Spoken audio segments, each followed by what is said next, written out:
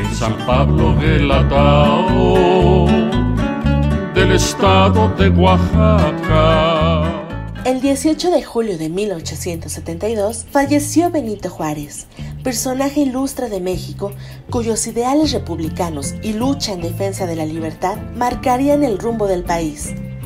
Hoy, en el 148 aniversario de su muerte, acompáñanos a recordar la vida y obra del benemérito de las Américas. Benito Pablo Juárez García nació el 21 de marzo de 1806 en San Pablo Guelatao, Oaxaca. Al quedar huérfano, sus abuelos paternos se hicieron cargo de él. Sin embargo, a la edad de 12 años, abandonó su tierra natal para trasladarse a la ciudad de Oaxaca, donde empezaría a trabajar cosechando grana y aprendería a leer y escribir. Luego de concluir sus estudios de bachillerato en 1827, un año más tarde ingresó al Instituto de Ciencias y Artes para cursar la carrera de jurisprudencia y en 1834 alcanzaría el título de abogado. Su educación y disciplina fue determinante para dar sus primeros pasos en la política. Se desempeñó como diputado en el Congreso local, juez civil y secretario de gobierno hasta resultar elegido diputado federal, cargo que lo hizo trasladarse a la Ciudad de México. En 1847, durante la Guerra de Intervención estadounidense en México, Juárez regresó a Oaxaca y fue nombrado gobernador interino. Su mandato se caracterizó por procurar un equilibrio económico y por la creación de obras públicas. Su periodo como gobernador terminó en 1852. Al llegar Santa Anna a la presidencia, Juárez fue hecho prisionero y exiliado a Cuba. Luego se trasladó a Nueva Orleans, donde conoció a Melchor Ocampo y otros perseguidos políticos del dictador.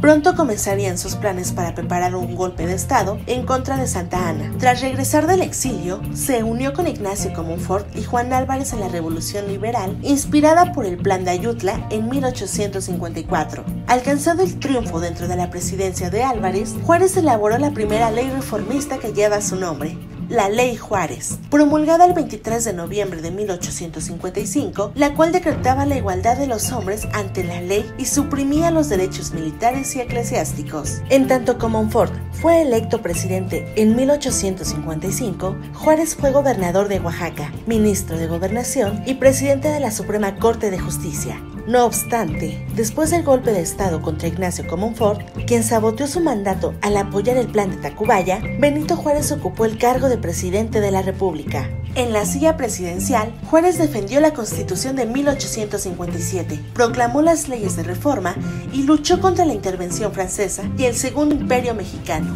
nombre que recibió el estado gobernado por el emperador Maximiliano de Habsburgo, quien sería ejecutado en el Cerro de las Campanas de Querétaro el 19 de junio de 1867. Un mes después, el 15 de julio, restableció los poderes federales en la Ciudad de México y pronunció su famosa frase: entre los individuos, como entre las naciones, el respeto al derecho ajeno es la paz. En agosto de ese año fue reelecto presidente para el periodo de 1867 a 1871, en el que apoyó la educación pública y laica en todo el país, así como la infraestructura. Tras sufrir meses antes un ataque al corazón que lo debilitaría, el 18 de julio de 1872, a las 23:30 horas, Benito Juárez murió en su habitación, situada en ala norte de Palacio Nacional, víctima de una angina de pecho, según el diagnóstico elaborado por su doctor de cabecera, Ignacio Alvarado, quien lo atendió en su lecho de muerte.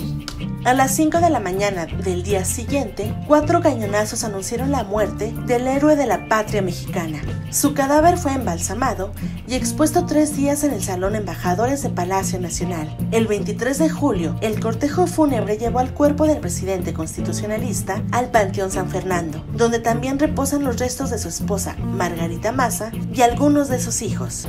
Margarita es enterrada aquí con una gran ceremonia. Muchísima gente recordaba y quería a Margarita como la esposa de don Benito, pero no solo como eso, sino como la mujer que sostuvo a la República en el exilio. Ella fue un gran apoyo para Juárez durante el tiempo de la de la intervención francesa, y luego fue recibida apoteósicamente en Veracruz una vez que se restaura la República.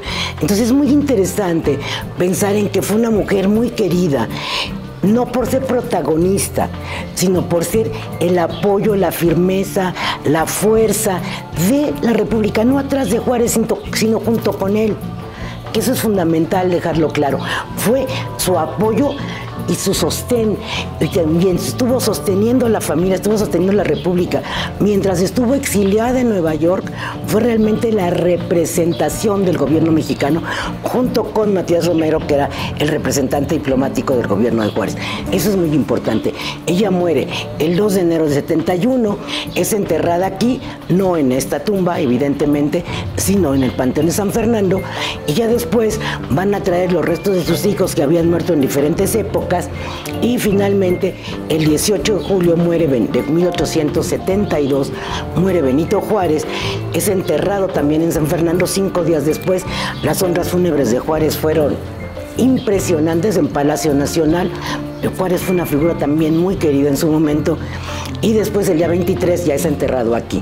El mausoleo de Benito Juárez tiene 16 columnas y al centro del nicho se encuentra una escultura del benemérito acostado sobre una figura femenina que representa a la patria. Esta obra fue hecha por los hermanos Juan y Manuel Islas por órdenes de Porfirio Díaz. Es una obra muy interesante, una obra escultórica de gran valor. Y hay muchas imágenes de Porfirio Díaz depositando, por ejemplo, coronas mortuorias, coronas de homenaje a Juárez, porque todos los presidentes han venido a hacer guardias en el monumento, en este espacio mortuorio dedicado a Benito Juárez, que representa a la patria recibiendo los restos de Benito Juárez. Es la patria que lo recibe.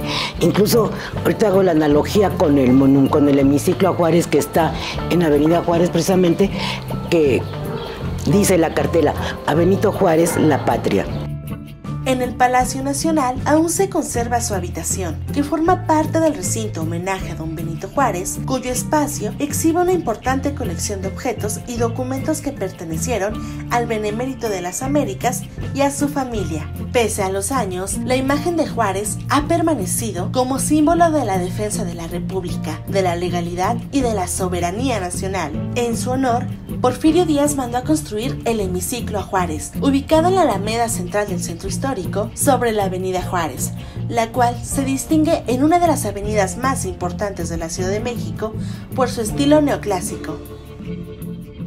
Es importante recordar que gracias a la constancia, gracias a la perseverancia, gracias a la fe de Benito Juárez, la República pudo salvarse de situaciones bastante graves. ¡Viva Juárez!